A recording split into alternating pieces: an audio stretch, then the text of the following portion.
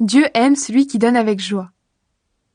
Pour l'aide à apporter aux chrétiens de Jérusalem, c'est inutile de vous écrire. Je connais votre bonne volonté. Avec les gens de Macédoine, je me suis vanté à votre sujet. Je leur ai dit, les chrétiens de la province d'Achaïe sont prêts à donner depuis l'année dernière.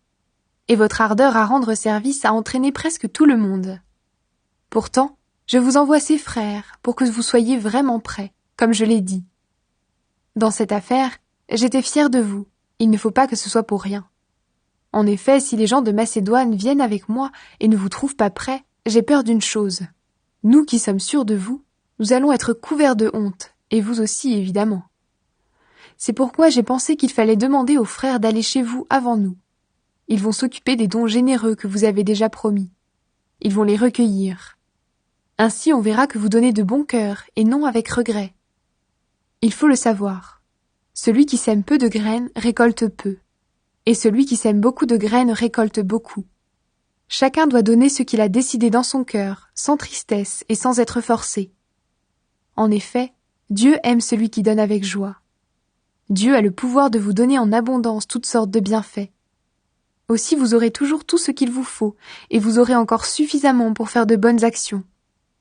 Les livres saints disent « Il donne généreusement aux pauvres, sa bonté dure toujours. » C'est Dieu qui donne les graines aux semeurs et le pain pour la nourriture. Il vous donnera les graines à vous aussi. Il les multipliera et les fera pousser.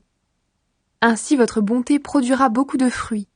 Dieu vous rendra riche de 1000 manières, et vous pourrez vous montrer très généreux. Alors beaucoup remercieront Dieu pour ces dons que nous leur ferons de votre part. Par cette offrande, vous rendez service aux chrétiens de Jérusalem. De cette façon, vous leur donnez ce qui leur manque.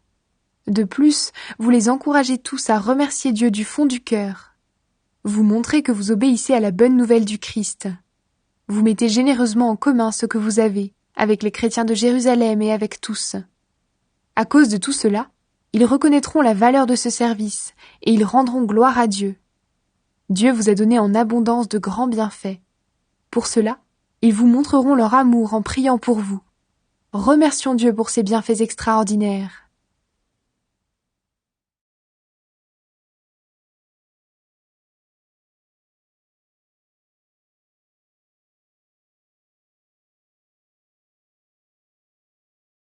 Paul se défend contre ceux qui l'accusent. Moi, Paul, je vous fais une demande personnelle à cause de la douceur et de la bonté du Christ.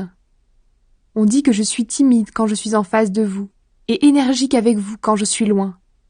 Je vous en prie, ne m'obligez pas à être énergique quand je serai parmi vous. Mais certains pensent que nous agissons pour des raisons humaines. Alors oui, contre cela, je veux utiliser toute mon énergie. Nous sommes des hommes, c'est vrai. Pourtant nous ne luttons pas d'une façon humaine. Non, les armes qui nous servent à lutter ne sont pas des armes humaines. Mais leur force vient de Dieu pour détruire tout ce qui lui résiste. Nous détruisons les façons de penser qui sont fausses. Nous renversons tous les raisonnements que des orgueilleux opposent à la connaissance de Dieu. Nous voulons changer l'esprit des gens pour qu'ils obéissent au Christ. Et quand votre obéissance sera parfaite, nous serons prêts à punir tout acte de désobéissance. Regardez les choses en face. Si quelqu'un est persuadé d'appartenir au Christ, il doit être sûr d'une chose une fois pour toutes. S'il appartient au Christ, nous aussi. Le Seigneur nous a donné l'autorité pour construire votre communauté et non pour la détruire. Je suis peut-être trop fier de cela, mais je ne vais pas en avoir honte. Je ne veux pas avoir l'air de chercher à vous faire peur par mes lettres. En effet, certains disent « Les lettres de Paul sont sévères et énergiques. » Mais quand il est au milieu de nous, il est faible et ce qu'il dit ne vaut rien. Celui qui parle ainsi doit être sûr d'une chose. Quand nous sommes absents, nous vous écrivons des lettres sévères. Quand nous serons présents, nous agirons aussi avec sévérité. Il n'y aura pas de différence. Certains pensent beaucoup de bien d'eux-mêmes. Nous n'osons pas nous égaler ou nous comparer à eux. Ils se prennent eux-mêmes comme mesure pour se mesurer et se comparer aux autres. Ils sont stupides. Mais nous n'allons pas dépasser la mesure en nous vantant. Quand Dieu nous a conduits jusqu'à vous, il a fixé des limites à notre champ d'action, et nous allons les prendre comme mesure. Quand nous sommes allés chez vous, nous n'avons pas dépassé ces limites. Nous sommes vraiment arrivés les premiers jusqu'à vous avec la bonne nouvelle du Christ. Nous ne dépassons pas la mesure en nous vantant à cause du travail des autres. Mais nous espérons une chose. Votre foi fera des progrès, et nous pourrons agrandir notre champ d'action parmi vous, mais sans dépasser les limites fixées. Ensuite, nous annoncerons la bonne nouvelle dans des régions situées plus loin que chez vous.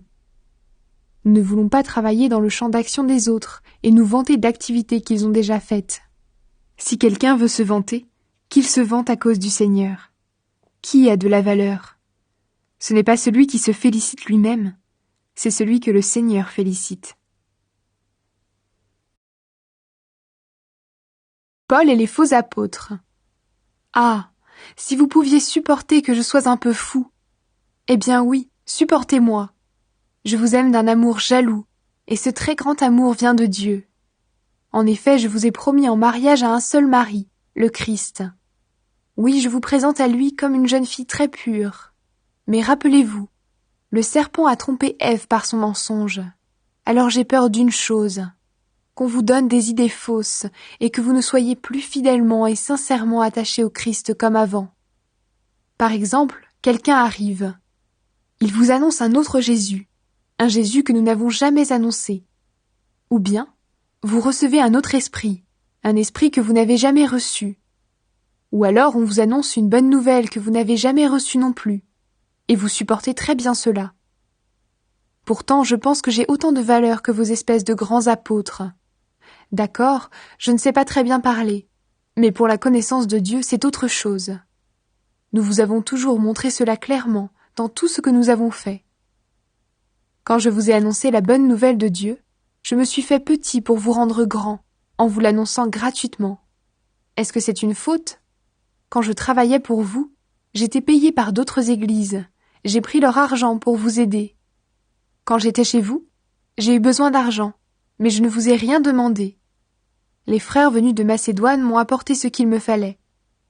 J'ai toujours évité d'être un poids pour vous, et je l'éviterai toujours. Personne ne m'empêchera d'être fier de cela dans toute l'Achaïe. Grâce au Christ qui est en moi, je peux dire que c'est vrai. Pourquoi est-ce que je dis cela? Parce que je ne vous aime pas? Mais si, Dieu sait que je vous aime. Ce que je fais, je le ferai encore. Alors ceux qui veulent une occasion pour se vanter d'agir comme nous, ces gens-là n'en auront pas. Ce sont de faux apôtres, des ouvriers malhonnêtes. Ils font semblant d'être des apôtres du Christ. Rien d'étonnant à cela. Satan lui-même fait semblant d'être un ange de lumière. Pour les serviteurs de Satan, faire semblant d'accomplir ce qui est juste, c'est donc facile. Mais leur vie finira comme leurs actions le méritent. Les souffrances de Paul. Je le répète, ne pensez pas que je suis fou. Ou bien alors, acceptez que je sois fou, et je pourrais, moi aussi, me vanter un peu. Ce que je vais dire, je ne le dis pas comme le Seigneur le veut, je le dis comme un fou. En effet, je suis sûr d'avoir des raisons de me vanter. Beaucoup se vantent pour des raisons humaines. Eh bien, moi aussi je vais me vanter. Vous qui êtes des personnes sages, vous supportez volontiers ceux qui ne le sont pas. Les gens vous rendent esclaves, ils profitent de vous, ils volent tout ce que vous avez, ils vous méprisent, ils vous frappent au visage et vous supportez tout cela. J'ai honte de le dire, nous avons été trop faibles. Pourtant, si quelqu'un ose se vanter de quelque chose, je vais l'oser moi aussi, même si je parle comme un fou. Ils sont hébreux, moi aussi. Israélites, moi aussi. De la famille d'Abraham, moi aussi. Des serviteurs du Christ, je le suis bien plus qu'eux. En disant cela, je parle encore comme un fou. J'ai travaillé plus qu'eux, j'ai été en prison plus souvent qu'eux. On m'a frappé encore beaucoup plus, et j'ai été en danger de mort plus souvent qu'eux. 5 fois les Juifs m'ont donné les 39 coups de fouet. 3 fois les Romains m'ont frappé durement. 1 fois on m'a jeté des pierres pour me tuer. 3 fois j'ai été sur un bateau qui a coulé, et 1 fois j'ai passé un jour et une nuit dans l'eau. J'ai fait beaucoup de voyages et j'ai connu beaucoup de dangers. Danger à cause des rivières, des bandits, de mes frères juifs ou des non-juifs. Danger dans les villes, danger dans le désert, danger sur la mer, danger des faux frères. J'ai fait des travaux très fatigants.